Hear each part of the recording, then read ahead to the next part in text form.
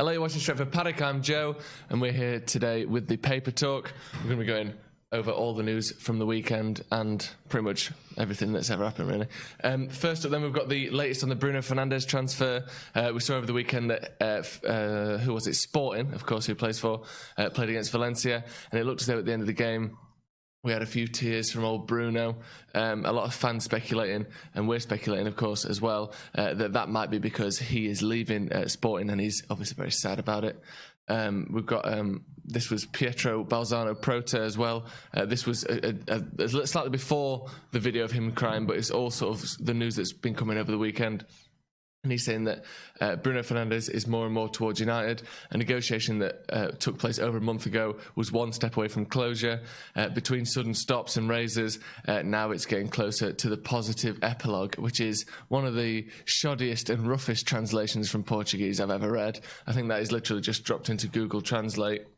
I've never heard anyone say getting closer to the positive epilogue in real life before. But I think basically the point is over the weekend there have been some advancements in the story. This guy as well, this Pietro Balzano Prota, I remember right at the start of the summer, was one of the first people that came out and said, United have agreed this deal is done. And he sort of stuck to that despite the fact that there's been different people over the last sort of weeks and months basically saying that this deal's been sort of not fabricated, but kind of people kind of going in on this a bit more than they should do.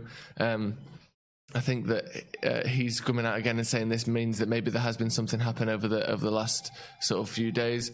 Again, you see him crying after the game. Maybe he just hurt his ankle, but it does seem as though this deal has taken further steps over the weekend. Of course, there is also Simon Stone, a reputable BBC journalist, who's coming on this story with not such a positive angle, and he said that the latest reports about Bruno Fernandes are not going to lessen the irritation, which is, of course, talking about the idea that United have been slightly irritated by the suggestion that we're really close to signing Fernandes when really we're either he's there as a backup or we're not even interested at all. So it's hard to know exactly what's going on, but it certainly seems as though Fernandes was very emotional after that game yesterday. And, you don't usually see players crying after games, unless there is some other known backstory, which in this case there isn't.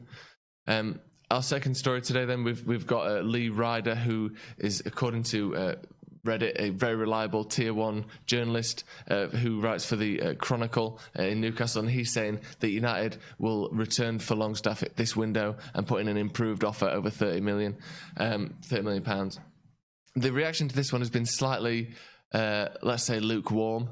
I think generally the idea of United signing these younger players and someone like Longstaff who's young and inexperienced, I think people like this idea. But over the last sort of 6 to 8 weeks since we signed Aaron Wan-Bissaka, not really anything's happened. And in that time, we've obviously had links to Maguire, we've had links to Fernandes, we've had links to...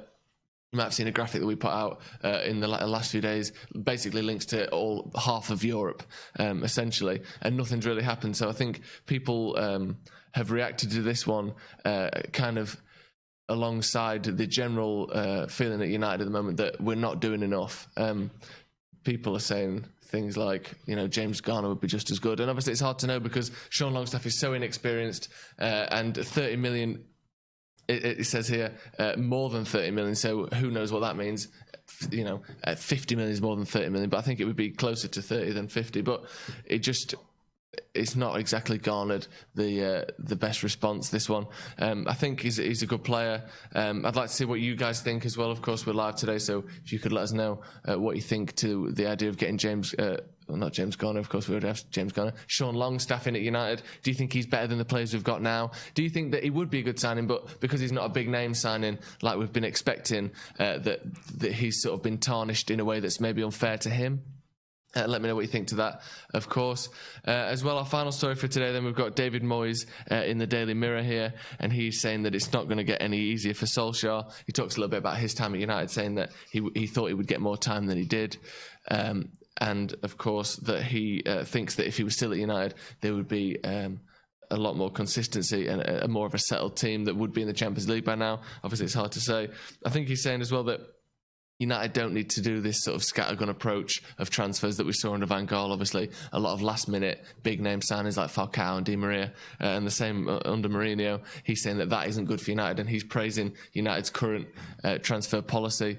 I think it's a difficult one, of course, because United, we seem to be so close to Maguire, we seem to be so close to all of these players, and then nothing's happened. And obviously, at the end of last season, we had Solskjaer coming out and saying, a lot of the players you're seeing now won't be here next season. There's been talk of a rebuild. There's been talk of a technical director coming in. None of these things seem to be happening. And that seems to have bubbled up, especially on social media, where obviously people love to get their opinion out. This discontent towards the current regime has, risen again in the sort of this kind of, what would you call it really? Cold patch, essentially. Wan-Bissaka was signed before the pre-season tour, and then nothing happened over that pre-season tour. So it's a difficult one, really.